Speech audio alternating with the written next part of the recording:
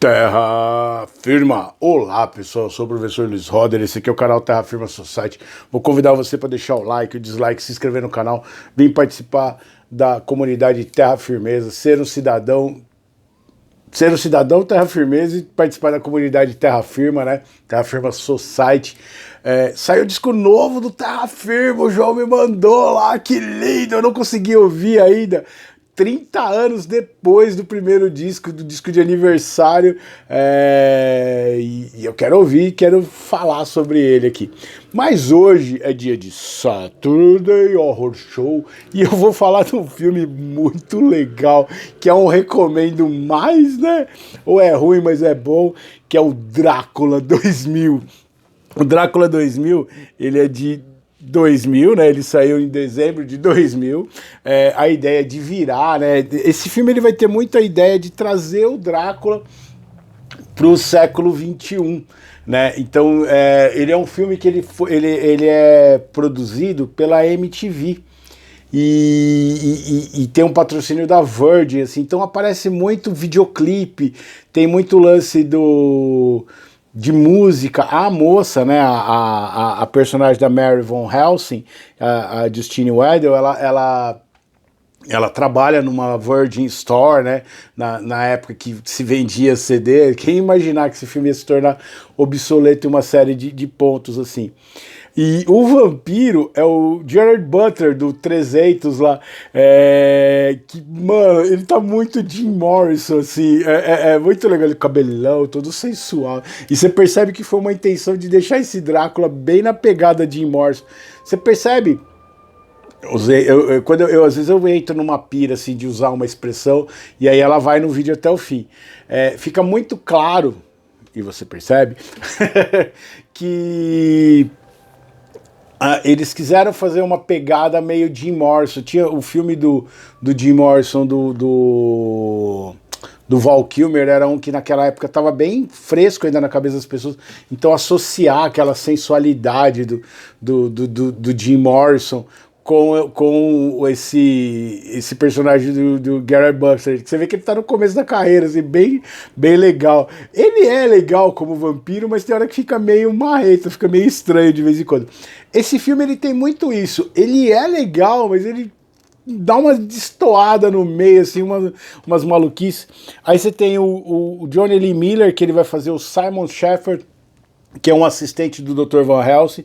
O Dr. Van Helsing é o Christopher Plummer. O que acontece com o Christopher Plummer? Ele é o Van Helsing. Então, esse filme é de 2000, ele foi dirigido pelo Patrick Lussier. Então deixa eu dar uma geral. Ele tem a Jennifer Esposito como a Solina, né? Que é uma assistente do Van Helsing. Até o Johnny Lee Miller, ele que é o Simon, ele tenta dar umas cantadas nela, e ela sempre dá uma desbaratinada nele. Mas você vai entender por quê. Ele trabalha numa fundação do Van Helsing, que você não entende ainda que é o... Ele seria um descendente do Van Helsing. E esse cara, que é o Christopher Plummer, ele coleta e coleciona itens relacionados ao Drácula. Beleza. O que acontece? Esse filme, eles estão em Londres e vai acontecer um assalto. E o que é esse assalto? O Omar Epps, que é o Marcos, e tem o carinha lá do The Seventh Show, eles vão roubar o caixão do Drácula. A Jennifer Esposito, que é a Sofia, ela entende que tem algo muito valioso ali, pelo modo como o Van Helsing guarda as coisas. E você percebe que tipo, tem uma cena dele coletando sanguessugas, né? E levando para ele colocando sanguessuga nele. O que você vai entender? Eles vão lá e eles vão roubar o caixão do Drácula. Quando eles roubam o caixão do Drácula, eles vão ver que o Drácula, ele não tá morto, ele tá preso dentro desse caixão. Então ele tem uns negócios no pescoço, tá? E aí o Drácula vai acabar acontece tipo, primeiro um dos personagens lá machuca a mão e cai uma gota, e ele vai se alimentando, ele vai aquelas coisas de filme, ele vai conseguir pegar todo mundo, ele vai matar todo mundo dentro do avião e voltar à vida no século XX, na virada para o XXI. Ele vai parar em New Orleans, né? É muito doido pegar essa coisa da ideia da magia, do que New Orleans traz do imaginário popular, das questões de vampiro, de Palo Maior, né? Dessa coisa de meio que normalizar. E eles estão bem no festival, ele vai chegar bem no Mardi Gras. Qual que é o lance? Ele vem atrás da Mary Van Helsing. Por quê? Porque ele sente uma conexão com ela. E ele não entende por que ele sente essa conexão com ela. Ela também o vê nos seus sonhos. Então eles têm um lance que é inexplicável até então. Mas como é que você vai entender qual é essa conexão? O Van Helsing, ele não é um descendente do Van Helsing, ele é o Van Helsing. Ele mostra como que ele tinha conseguido prender o Drácula e manter o Drácula lá. E aí a grande pira dele que ele fala pro Simon é que ele consegue conter o Drácula, mas ele nunca conseguiu matar o Drácula. Que então o lance da estaca, ele não consegue matar o Drácula. E o Drácula, ele tem um problema com prata. Então os vampiros, os descendentes do Drácula, têm um problema com a prata.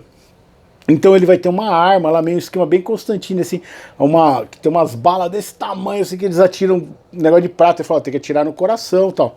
Então toda essa galera que tava no avião vão virar vampiros que vão estar servindo o Drácula nessa volta dele. E eles começam esse processo do Drácula, feito pelo Gerard Butler, o Drácula de Morrison lá, vir atrás da Mary para ele poder... E aí Mary, a ideia de Maria, né? Tem uma série de referências que fazem nesse sentido. Por que eles fazem muitas referências cristãs e esse lance do Drácula ter o problema com o cristianismo? Você vai entender daqui a pouco. Castanholas do spoiler aí, vai se preparando. O que acontece? Conforme o filme vai se desenrolando, por que a Mary tem a conexão com o Drácula? Porque aquela sanguessuga que o Van Helsing tirava, ele punha no Drácula. Então, quando eles abrem o caixão do Drácula a primeira vez, dentro do avião, você vai ver que tem várias sanguessugas nele. Então, como é que o Van Helsing é o Van Helsing original? Porque ele pegava o sangue do Drácula e punha sanguessuga nele.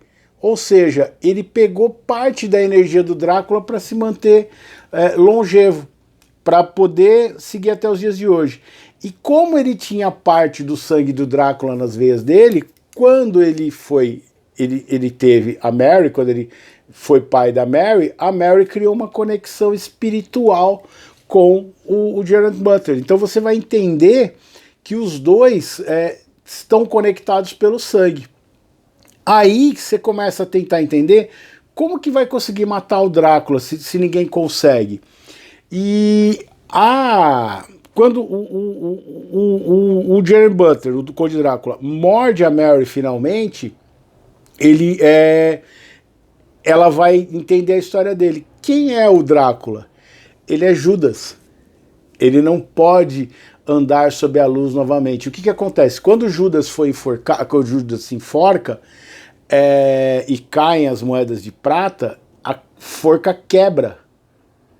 E ele vai ser amaldiçoado por Deus e perambular pelo mundo desde então. Então o Drácula estaria vivo desde a época de Jesus. E ele seria Judas andando entre nós. É muito legal. Eu acho uma das ideias mais bem boladas assim, para a ideia do Drácula. Tem umas forçadas. Esse filme, ele é legal, mas ele dá umas executadas meio marretas, assim. Por exemplo, aí a sequência final, ele sobe no prédio, e esse prédio tem um Jesus, uma cruz gigante com Jesus. Jesus tá meio marreta ali, assim, e ele fica falando com Jesus e tudo mais, e você, por quê, não sei o quê, e papapá. É doido, a Mary tá toda de branco, e quando ele morde a Mary aparece com um vestido vermelho, e aí ela vira e fala pro Simon, o único jeito de matá-lo é o enforcando.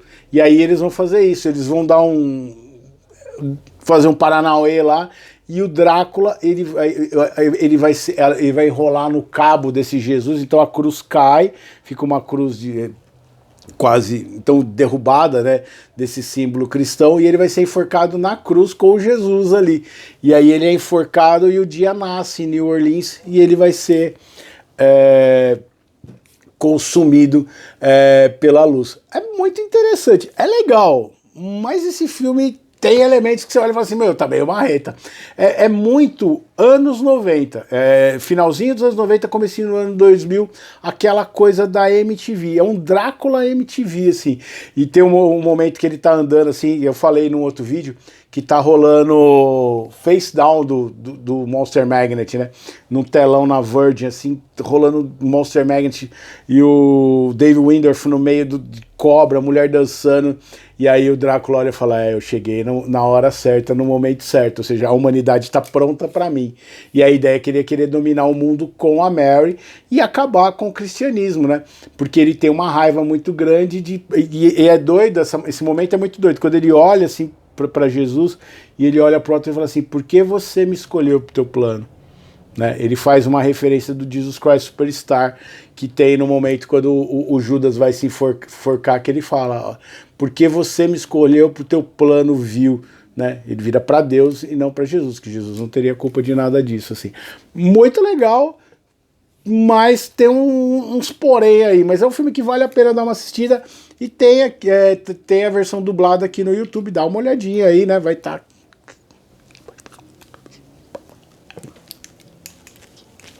Então, e é um filme que é legal. Tem umas marretices assim, mas vale a pena. Eu assisti esse filme, assisti no cinema e a gente saiu meio com coisas assim, meio tipo, pô, foi legal, mas foi estranho, assim. E quando você assiste, você fica com essa sensação. Talvez o Éder vai defender o filme aqui como ele defendeu o Hardware.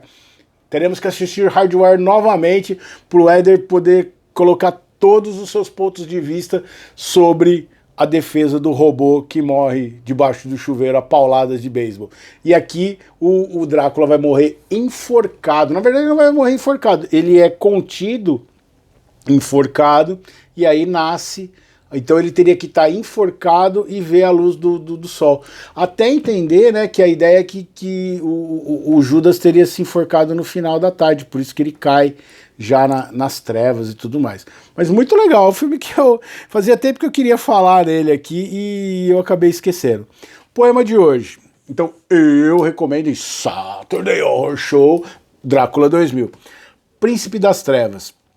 A qualquer momento, no meu castelo pandemônico, que erigi no meu reino inferior, entre as trevas do conhecimento e da experimentação, aqui onde as horas passam lentamente, porque quando sabemos alguns segredos, daqueles que abalam toda a concepção, dos errôneos mitos que envolvem a criação e o Criador tão desleixado que foi, ao deixar no comando aqueles seres a acreditarem que todo esse laborar e elaborar foi feito de palco para suas vidas, cheias de complexos dramas que num lapso deixarão de fazer qualquer sentido. Assim como eu, que ao deixar de habitar as suas férteis mentes cheias de medos, as exclamações ante os mais... Assim como eu, ao deixar de habitar as suas férteis mentes cheias de medos e exclamações ante os mais simples mistérios, serei extinto instantaneamente e ficarei a questionar: terei sido rebelde criador ou obediente criatura? Nesse poema aqui eu estou questionando, eu estou me colocando, né, o eu lírico é Lúcifer, e ele olha e ele fala, eu fiz isso daí quando eu li o Estação das Brumas, que é o que você vai ter depois, tem lá na série do Sandman, e você vai ter o personagem do Lúcifer, que é a outra série que tem a ver, mas que está errado. Bom, já tem outros vídeos falando sobre isso. O Lúcifer, ele se rebelou ou ele cumpriu os planos de Deus? Vai saber. Esse Drácula é legal. Eu achei que é um filme que eu gosto muito dessa ideia, de pegar um mito que a gente já tem e trazer numa ótica nova, que é bem interessante, que você pode discordar, concordar, falar, não tem como ser... mas que é bem legal, como é feito no The Hunger lá, que eu já fiz um vídeo aqui também, que é a ideia dos vampiros virem lá da época dos egípcios. Deixa o like, o dislike, se inscreve no canal, espero que vocês tenham gostado do vídeo. Diz aí, esqueci de falar alguma coisa desse filme, você já assistiu Drácula 2000? Eu vejo vocês em outro vídeo de Saturday Horror Show. Tchau, tchau.